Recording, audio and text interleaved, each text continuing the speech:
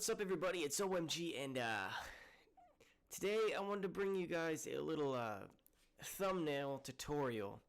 Now, I've looked around on YouTube and I've seen a lot of, well, rather uninspiring thumbnails, and some people, they just will throw an image up, or maybe they just don't know quite how to go about making really just a simple and easy thumbnail to grab the attention of the viewers and overall just get you more views. Now, this isn't going to be any advanced techniques or anything like that. It's just going to be a quick, easy way. Anybody can do this, and it's just a tutorial to kind of get you into the swing of it and get you started on the right direction to go. Now, first thing, well, I've already done it, but what you need to do is you need to hit new, and you want your dimensions like this: 1280 over 720, which is YouTube's formats. So I'm not sure if this resolution really matters. I've never changed it, never changed any of that. I suppose you can make this transparent if you want, but I usually just stick with the white background. All right, let's get started. Now, the first thing you're going to want to do is you're going to want a background other than white. Now, as much as I love the color white, there are a lot better things you could use. Now, I have a couple here that I've already got. You can go on Google and look up some backgrounds or some images. Just make sure that they're not copyright protected. All right, let's bring in here our background. I got a nice little spacey nebula type background. Now, what I like to do is, for the next step, here we go. We'll just hit OK on that. Is some people, they like to do like a little polar coordinate thing, and I like to do that too, but I do it a little bit different, almost like a spotlight. Now, I already have it done here, but what you're going to want to do is you're going to want to hit your gradient tool. Hit your gradient tool, you just, oh, that's not the gradient tool, that's the triangle tool. We'll just undo that. We'll just pretend that never happened. All right, we're going to want to hit the gradient tool and just drag it down. You're going to want to go to Filter, hit Distort, and go down to Wave. Now, this is already set because I set it, but you're going to want number of generators at 300. You're going to want the wavelength, I don't know why I always change this, but 50 and 50, amplitude 50 and 50, and this one doesn't really matter too much. Now, you can hit any of these ones, it really doesn't matter. If you hit square, it's just going to make more of it. Triangle, I wouldn't hit that one, but this is what we're going to stick with. It's going to make it pretty basic like that. And what you're going to want to do after that is you're going to go back into Filter, hit Distort, and then once again, and hit Polar Coordinates. Now, when you hit polar coordinates, that's going to cause that point to be in the center, and it just array out kind of like that. And that's what a lot of people, they get that effect. Now, these colors don't really matter because we're not going to be using them. But after this is what I do, and this is how I like to do it, is you're going to want to hit your magic wand tool up here, fourth one down. You're going to want to hit one of them. And then after that, you're going to want to hold Shift, which is just going to add to it, and you're just going to click every other little square here. There you go. And what you're going to do after that is you're going to hit your eraser tool. And with your eraser tool, you're going to want to slowly erase it. Well, we can make it bigger here. You just hit the little bracket keys, or sorry, the little square bracket keys, which should increase your brush size. Bring that back down. All right, cool. After that, just hit any one of these ones. It really doesn't matter. And right-click, deselect. And there you go. Now, what you can do after that is just take this image with your pointer tool here, drag it up. Oh, we actually brought it in its own thing. We didn't want that. I don't know how that worked. All right. Let's just fix that here real quick. Don't know why it did that. Over here. Oh, I know why. Because we made a new one.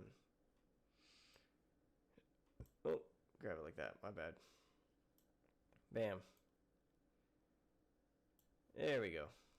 Don't think it really matters because it's the same size, but we'll just bring it over to our normal canvas anyway. Okay, bring this one over here. Bam. Look at that. Doesn't that look nice? And there's a reason why we have it like this. I'm just going to hit Control T. You hit Control T, and you can stretch it out, expand it out like that.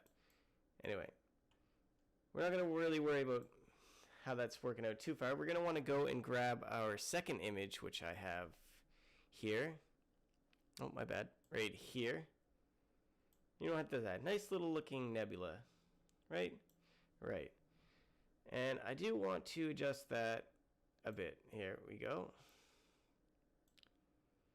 And we'll grab our third image here. Just drag that over. This is ultimately what I want to use. Now this is just a little tutorial. You don't have to use these images.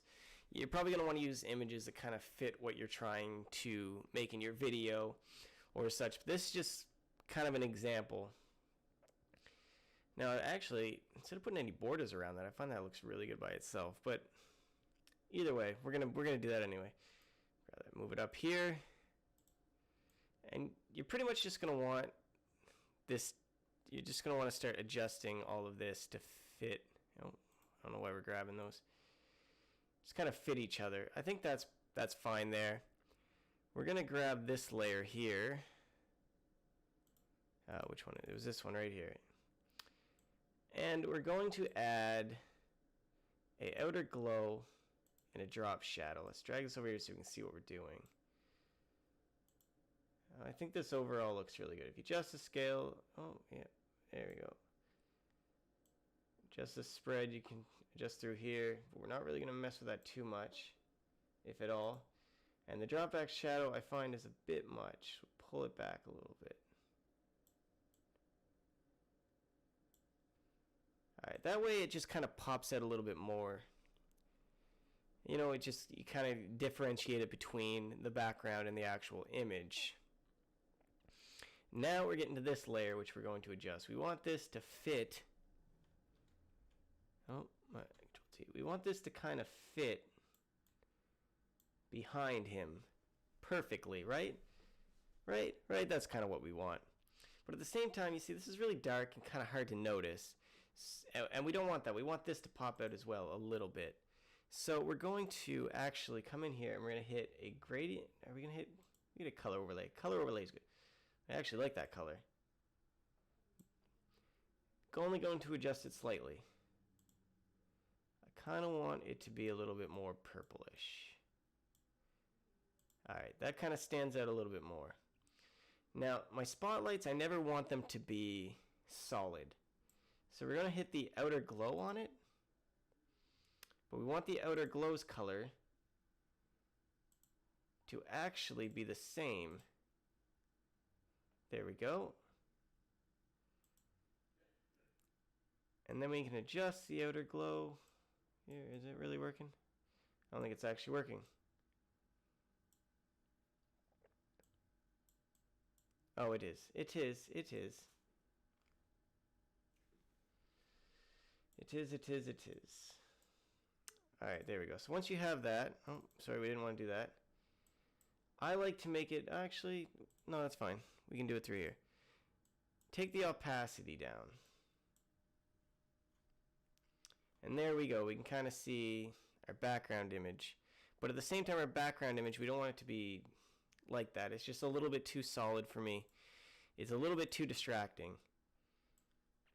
So instead, we're actually going to hit the gradient on that, but we don't want that. We want the gradient to be the same color as our background that we chose, background colors here that we chose. And pull the scale down a little bit. There we go. And the opacity of it. That way it's kind of blending in a little bit more. I like the way this background looks. There we go. That way it blends in a little bit more. It makes it a little bit less distracting in the background. And the next thing we're going to want to work on is our text. And this is the biggest problem with a lot of thumbnails, is the text is just really bland and hard to notice in a thumbnail. So what you're gonna want like a bigger text. And I like this Pepsi text.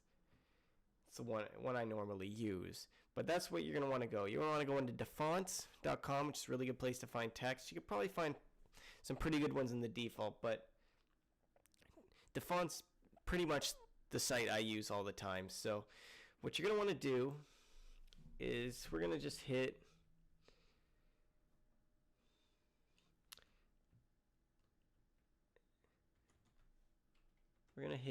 thumbnails.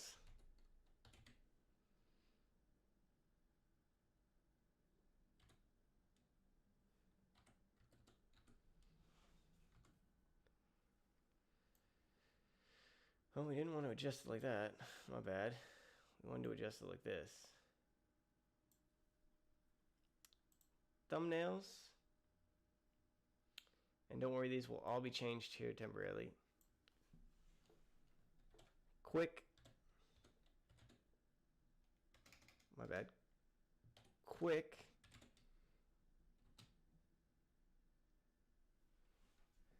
Actually, I think that's all we want for that one too.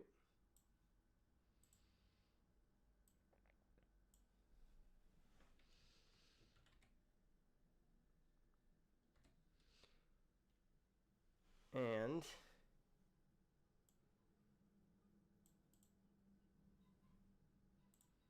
oh, my bad. Didn't want to hit that. Easy. There we go. Thumbnails, quick and easy. We'll actually make this the thumbnail for the video. This isn't the placement that I have in mind, and nor is it the colors that I have in mind. So what we want to do is we grab this tool. Let's go over thumbnails. The first one I'm going to adjust. Kind of get it to a nice size.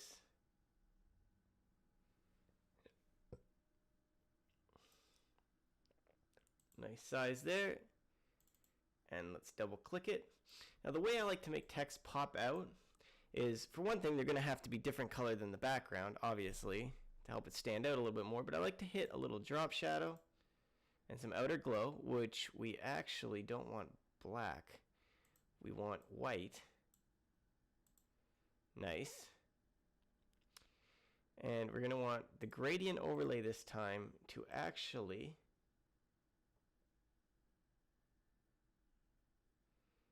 be more like, how's that? No.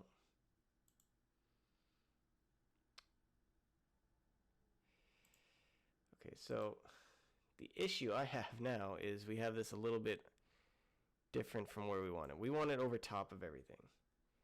That looks all right. Pull the rest of these up here. Now, we weren't finished with this one quite yet. Going to want to hit inner shadow and inner glow. Now, you're going to want to adjust it to be basically like this. Now, I'm not sure why our gradient isn't just black. Don't quite know where it's getting. Oh, that's why. Just turn that opacity back up. Make sure the opacity is at 100%. All right. So I'm just going to make this default on all of this, just to make sure that we can go back to it as a reference. All right.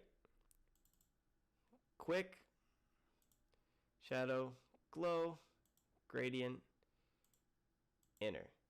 You notice how this kind of makes it stick out a little bit more from the rest of it.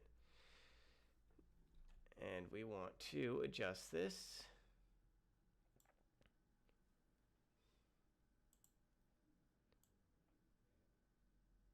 And bring it up here, quick.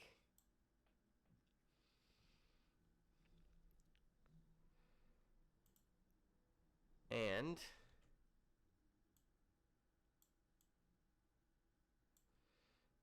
the same as this one, we're going to want to do that as well. Click this, and there we go.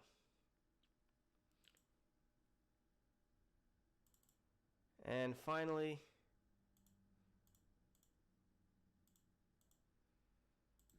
as you can see, it doesn't really matter too much what order we do it, adjust it, or put the effects on it. Oh, it looks like we missed some effects on this one. Ah, there we are. We'll just line that up. Looks good to me. Now let's hold control so we can select them all at once. That way we can move them as a group. So we'll just center these.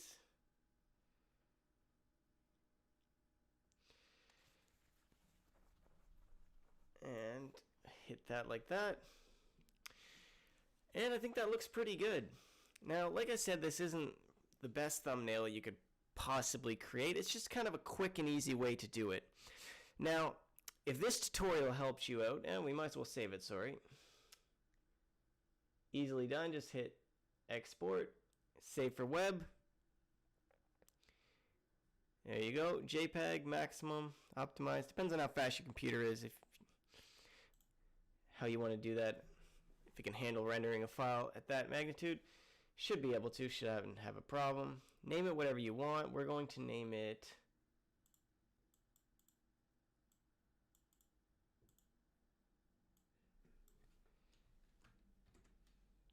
Toot Thumb. Tutorial thumbnail. We'll just hit save on that. Anyway, if you guys enjoyed this tutorial, if it's helped you out at all, please drop a thumbs up. Subscribe if you're not subscribed. And you guys have a great day. Later.